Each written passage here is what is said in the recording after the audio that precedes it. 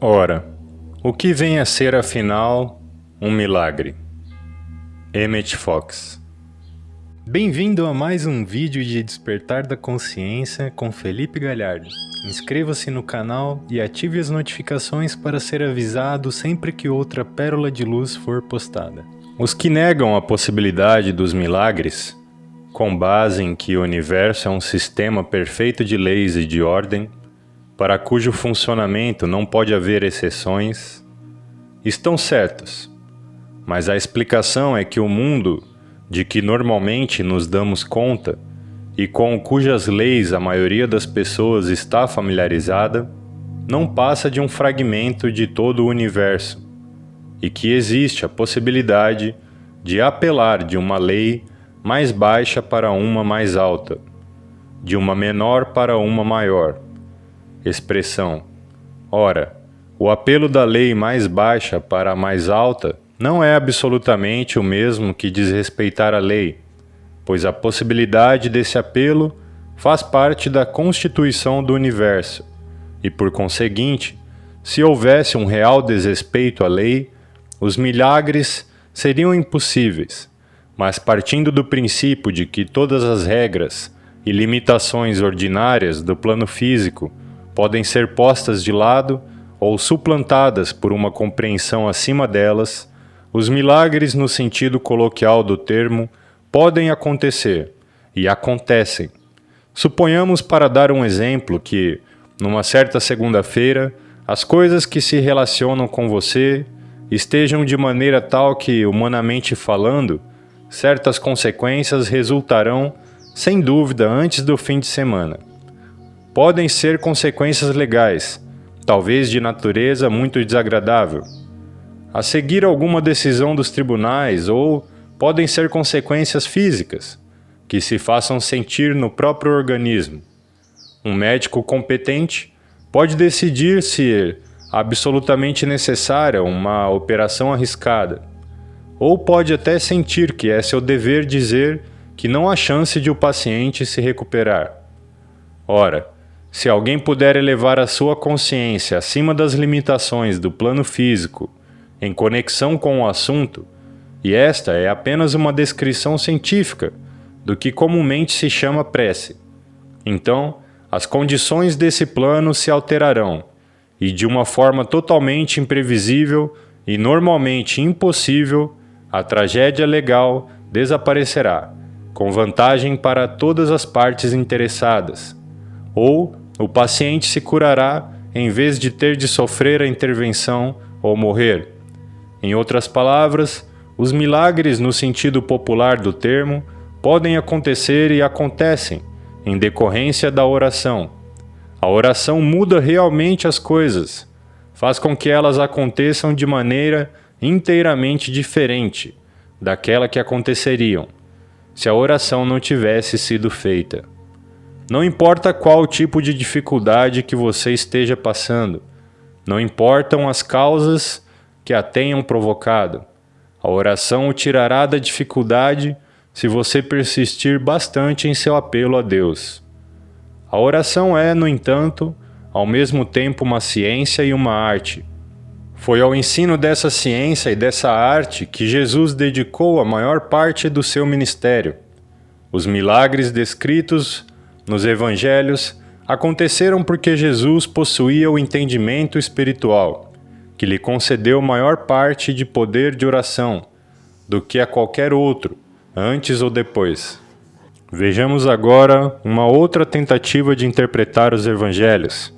Tolstói tentou fazer do Sermão da Montanha um guia prático de vida, seguindo seus preceitos ao pé da letra e ignorando a interpretação espiritual, de que não se dava conta, ou o plano do espírito em que não acreditava.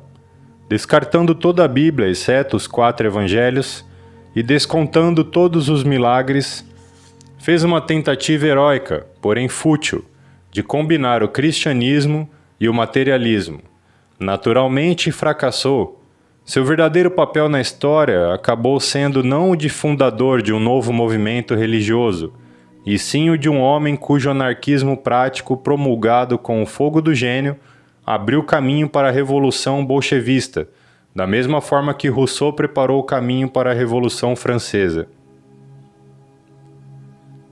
É a chave espiritual que desvenda o mistério dos ensinamentos bíblicos, em geral, e dos evangelhos em particular. É a chave espiritual que explica os milagres e mostra que eles foram realizados a fim de provar-nos que também nós podemos realizar milagres e, com isso, vencer o pecado, a doença e as limitações. Com essa chave, podemos pôr de lado a inspiração verbal e todo o literalismo supersticioso, compreendendo, porém, que a Bíblia é realmente o mais precioso e mais autêntico dos bens do homem. Exatamente, a Bíblia é uma coleção de documentos inspirados, escritos por homens de todos os tipos, com toda classe de circunstâncias e durante centenas de anos. Os documentos, conforme chegaram às nossas mãos, raramente são originais, e sim redações e compilações de fragmentos mais antigos. Os nomes dos que os escreveram também raramente são conhecidos. Isso, contudo, não afeta em nada o objetivo espiritual da Bíblia, e na verdade é algo inteiramente irrelevante. O livro, como o conhecemos, é um reservatório inexaurível da verdade espiritual, compilado sob a inspiração divina, e o caminho pelo qual atingiu sua forma presente não interessa. O nome de quem escreveu esse ou aquele capítulo não tem mais importância do que teria o nome do seu amanuense, se ele tivesse usado um. A sabedoria divina é a autora, e isso é tudo que nos interessa. A chamada crítica superior interessa-se exclusivamente pelos aspectos exteriores, ignorando completamente o conteúdo espiritual das Escrituras, e do ponto de vista espiritual não tem qualquer importância. História, biografia, poema lírico e outras formas poéticas são alguns dos meios pelos quais a mensagem espiritual nos é transmitida na Bíblia.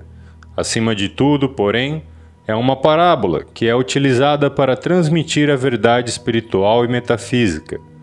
Em alguns casos, o que deveria ser apenas uma parábola foi, em certa ocasião, tomado como um fato literal, o que fez com que, muitas vezes, a Bíblia parecesse ensinar coisas que se opõem ao senso comum.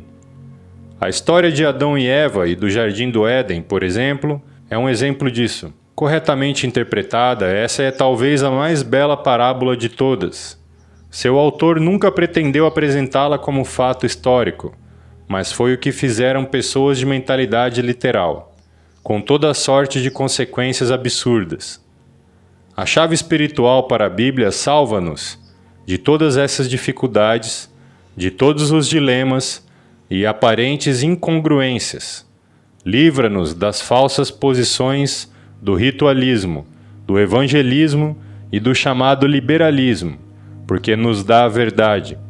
E a verdade nada mais é do que o fato extraordinário, mas inegável, de que todo o mundo exterior, seja o corpo físico, as situações comuns da vida, os ventos, a chuva, as nuvens ou a própria terra, está no alcance do pensamento humano e de que o homem pode dominá-lo desde que o conheça. O mundo exterior, longe de ser a prisão das circunstâncias que geralmente se supõe, na verdade não tem nenhum caráter próprio, bom ou mau.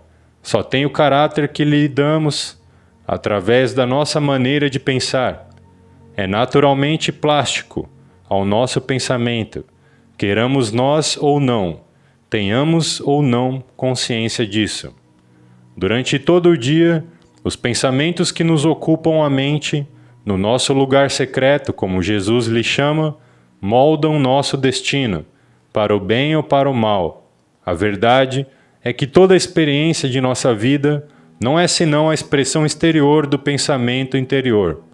Ora, podemos escolher nossos pensamentos. Pode ser um pouco difícil romper com um mau hábito de pensamento, mas não é impossível. Podemos escolher como havemos de pensar. Na verdade, sempre escolhemos.